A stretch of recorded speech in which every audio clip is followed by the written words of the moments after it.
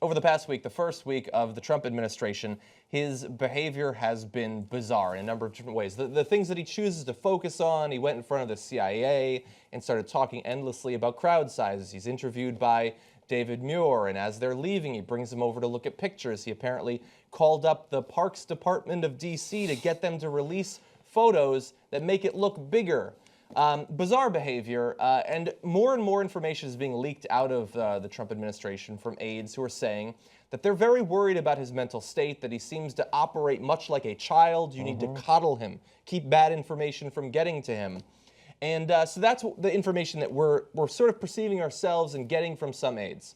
But apparently it goes higher than that. So reporter Carl Bernstein has been talking with both reporters but also Republican lawmakers in D.C., and he says that this is a growing fear about Trump's stability. I think there is a subtext here that is unlike anything that I have seen in 50 years of being a reporter. And that is that I am hearing from Republicans, and other reporters are as well, that there is open discussion by members of the President of the United States' own party about his emotional maturity, stability. People are saying his psyche is driving the news cycle, that we are in uncharted territory. Uncharted territory, that's what it feels like.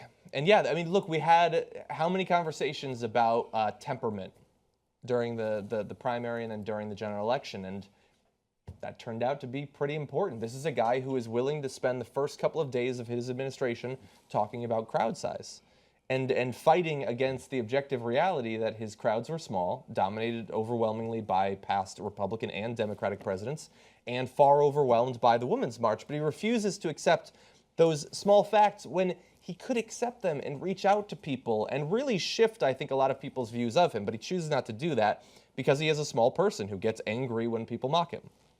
Yeah, and he was talking about crowd size during the election, too, constantly. Yeah. You know, so he was petty. Yeah, that's true. Everything that we're seeing now, we knew. It's a continuation. Exactly. The pettiness was there.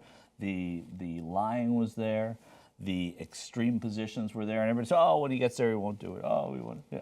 Look what he's doing. Look at these executive orders. And it's something people are going to have to get used to. And that's where, you know, going back to where we were bookending this a little bit, that's where senators are saying it's more important to go after him and what he wants to do than it is the people he's putting in. Again, I don't agree, but that's what we have to be hopeful for now. That's all we can be hopeful for. You know, what we could be hopeful for is kind of what Carl was kind of saying, I think, also, is that, you know, he's making Republicans nervous. It seems like they're just ready to jump.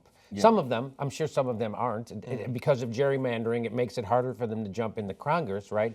But the senators, you know, they have to run statewide, and so gerrymandering doesn't affect them. But so it's, and this is goddamn the first week, right? Right. This is the first week they're saying this. His numbers are already lower than George Bush after Katrina. I'm saying that, you know, the silver lining and what I said before the election, that this could lead to a progressive resurgence, that the groundwork's being laid by them right now, and it could happen. And we just need the Justice Democrats to step up and do something.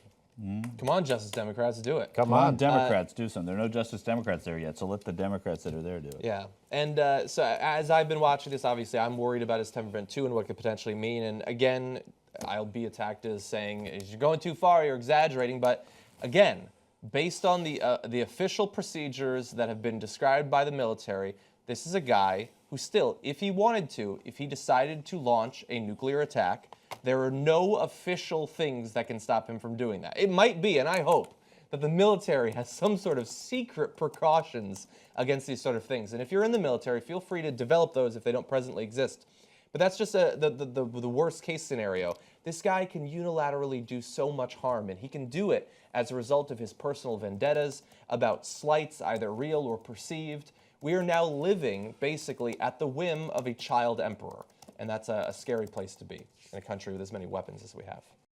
Did you guys know that we are only accountable to our members? These are the people that help keep our show independent and help prevent us from getting censored from corporate interests. If you want to help keep TYT independent, just go to tytnetwork.com/join and become a member.